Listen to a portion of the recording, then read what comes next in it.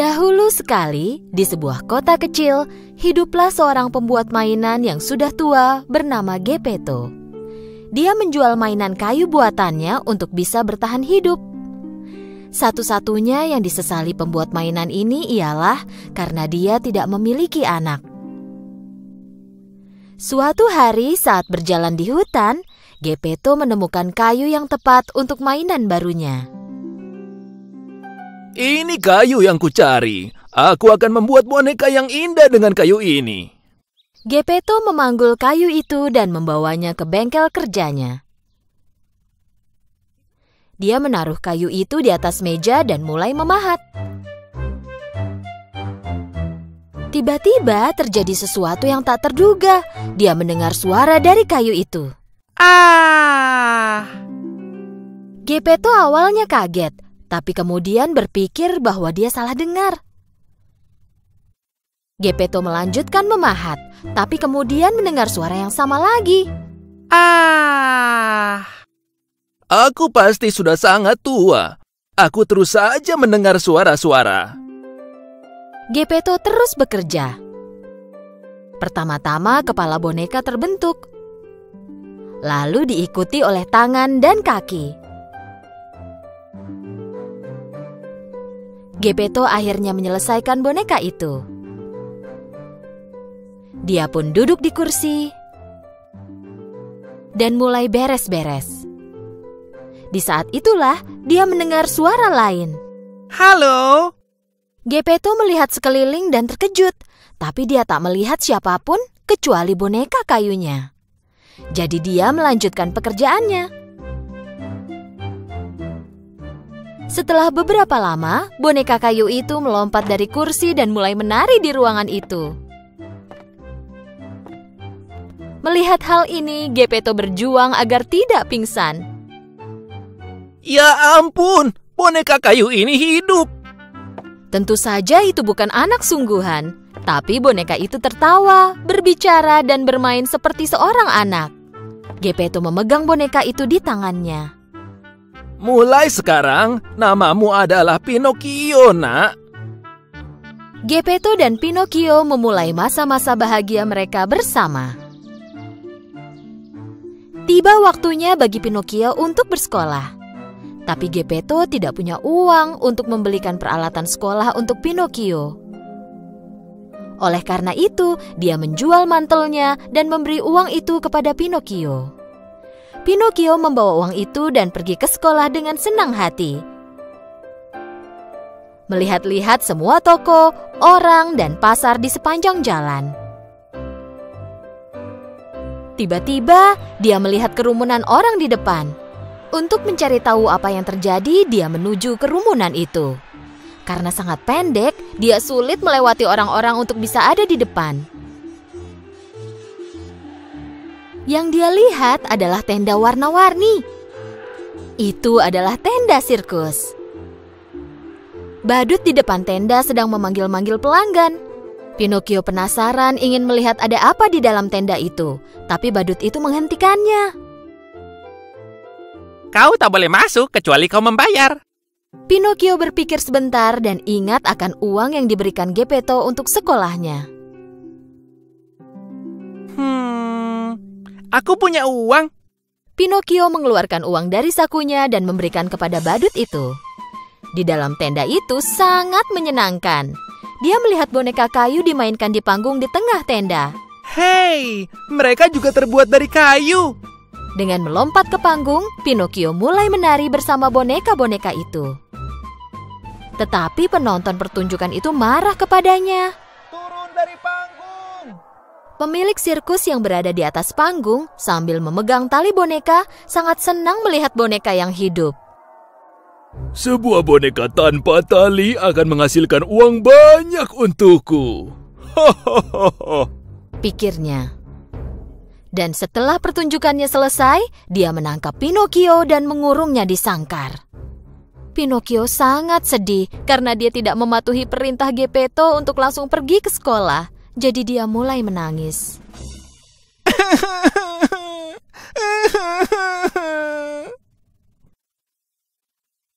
Melihat betapa menyesalnya Pinocchio, seorang peri muncul di sampingnya. Kau seharusnya melakukan yang diperintahkan ayahmu, tapi kulihat kau sudah menyadari kesalahanmu. Itulah kenapa aku menyelamatkanmu, tapi jangan ulangi kesalahan yang sama lagi. Pinocchio sangat senang dan menyeka air matanya. Tapi aku tak punya uang. Bagaimana aku bisa pergi ke sekolah? Peri itu mengucapkan mantra dan uang pun muncul di tangan Pinocchio. Jangan buang-buang uang ini. Pergilah langsung ke sekolah. Peri membawa Pinocchio keluar dari sirkus.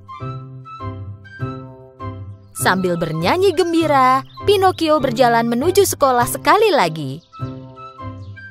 La la la la la la la la la la la la la la la. Melihat Pinocchio yang bernyanyi bahagia, seekor rubah licik dan temannya menghadang jalan Pinocchio. Dan mereka membuat rencana untuk mengambil uang Pinocchio. Kau mau kemana? Kau terlihat senang sekali. Aku mau membeli peralatan sekolah dan pergi ke sekolah.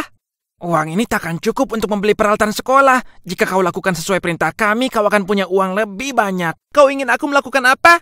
Berikan uangmu dan kami akan menanamnya di lapangan ajaib dan kau akan memiliki pohon uang. Kau bisa pergi dan memetik uangnya kapanpun kau membutuhkan. Pinocchio yang lugu percaya pada semua ucapan rubah itu dan menyerahkan semua uangnya. Sambil membawa lari uang itu, rubah dan kucing pun segera pergi. Karena ditinggal sendirian, peri muncul lagi di samping Pinocchio. Kenapa kau masih belum sampai sekolah? Apa kau sudah dapatkan peralatan tulis dengan uang yang kuberikan? Sebenarnya peri tahu bahwa Pinocchio memberikan uangnya ke rubah. Peri memperingatkan Pinocchio, jangan berbohong padaku atau aku akan menghukummu. Pinocchio tidak mendengarkan peri dan tetap berbohong. Aku beli peralatan sekolahnya tapi ketinggalan. Segera setelah Pinocchio selesai berbicara, hidungnya mulai memanjang. Apa kau mengatakan yang sejujurnya? Ketika mengatakan kebohongan lainnya, hidung Pinocchio terus memanjang dan memanjang. Pada akhirnya, dia bahkan tak bisa menggerakkan kepalanya. Tapi kenapa? Apa yang terjadi? Akhirnya Pinocchio menyadari kesalahannya dan memberitahu peri semua yang dia alami. Melihat Pinocchio telah berbuat yang benar, peri mengembalikan hidungnya menjadi normal. Aku mengampunimu karena kau mengatakan yang sebenarnya. Dengan mantra lain, peri mengembalikan uang yang diambil oleh rubah. Dan sekali lagi memperingatkan Pinocchio untuk tidak membuang uangnya lagi. Dengan memegang uang di tangannya sambil bernyanyi, Pinocchio mulai berjalan lagi. Tapi kali ini, dia menghadapi jenis bahaya lain. Pemilik sirkus yang pernah menangkapnya dahulu berdiri di hadapan Pinocchio. Karena berhasil melarikan diri, pemilik sirkus sangat dendam pada Pinocchio. Dia ingin menghukum Pinocchio. Dia menangkap Pinocchio dan melemparkannya ke laut. Saat Pinocchio terjatuh ke laut, dia tidak tenggelam. Dia mengambang di air karena dia terbuat dari kayu. Pinocchio sangat suka mengambang dan mulai berenang dengan menggerakkan tangan dan kakinya. Dan sesuatu terjadi ketika dia berenang ke tepi. Hei, apa yang terjadi? Di mana aku? Pinocchio tiba-tiba menemukan dirinya ada di tempat gelap. Dia melihat sekeliling tapi tidak bisa melihat jalan keluar. Sebenarnya, Pinocchio ditelan oleh ikan raksasa dan kini berada di dalam perut ikan itu. Sementara itu, Geppetto mengkhawatirkan Pinocchio dan pergi mencarinya. Pinocchio! Pinocchio! Akhirnya, Geppetto telah mencapai tepi pantai tempat Pinocchio dilemparkan ke laut. Dia bertanya pada nelayan apakah mereka pernah melihat putranya. Salah seorang nelayan ingat anak laki-laki yang dicari Geppetto dan bilang bahwa anak itu terjatuh ke laut. Geppetto meminta bantuan nelayan itu. Karena nelayan itu tahu bahwa Geppetto adalah orang baik, dia lalu menolongnya. Dan dia memberikan perahu kecil kepada Geppetto untuk menyelamatkan Pinocchio. Geppetto naik ke perahu dan berlayar ke lautan. Setelah beberapa saat, tiba-tiba badai besar mulai terjadi. Perahu kecil itu tak bisa lagi menahan ombak besar sehingga hancur. Dan Geppetto mendapati dirinya berada di tengah laut. Geppetto sudah tua dan tidak tahu cara berenang, jadi dia mulai tenggelam jauh ke dalam laut. Tepat saat itu, ikan raksasa yang telah menelan Pinocchio juga menelan Geppetto. Geppetto meluncur ke dalam kerongkongan ikan itu dan menuju ke perut ikan.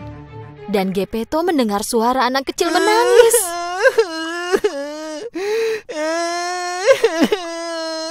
Geppetto tentu saja langsung mengenali suara itu. Pinocchio, anakku, aku akhirnya menemukanmu. Aku khawatir sekali. Mendengar suara ayahnya, Pinocchio memeluk Geppetto sambil menangis. Aku minta maaf karena tidak mendengarkan nasihat ayah. Maafkan aku. Aku akan selalu mematuhi perintahmu. Karena melihat Pinocchio sungguh menyesal, peri memutuskan untuk menolong mereka. Peri membawa Geppetto dan Pinocchio keluar dari perut ikan dan menerbangkan mereka ke tepi pantai. Sejak saat itu, Pinocchio menjadi anak laki-laki yang sangat pintar dan selalu menuruti nasihat ayahnya. Dia pergi ke sekolah setiap hari dan pulang sekolah dia langsung membantu ayahnya bekerja di bengkel. Peri melihat bagaimana Pinocchio telah menjadi anak yang baik dan memutuskan untuk memberinya hadiah. Suatu malam, saat Pinocchio tidur, peri mendatangi tempat tidurnya dan mengucapkan mantra. Keesokan paginya, Pinocchio bangun untuk bersiap ke sekolah seperti biasanya. Saat Pinocchio bangun dari tempat tidur, dia menyadari ada sesuatu yang berbeda. Pertama-tama dia melihat tangannya, lalu tubuhnya. Dia terkejut. Dia tidak terbuat dari kayu lagi. Dia kini anak laki-laki dengan tubuh manusia. Dia melompat dari tempat tidurnya dan berlari ke ayahnya. Ayah, ayah, lihat aku. Melihat Pinocchio yang kini telah menjadi anak laki-laki sungguhan, Geppetto sangat bahagia. Akhirnya aku memiliki putra sesungguhnya. Ayah dan anak mereka berpelukan sambil menangis bahagia. Pinocchio tak pernah berbohong lagi dan hidungnya selalu berada di tempat seharusnya.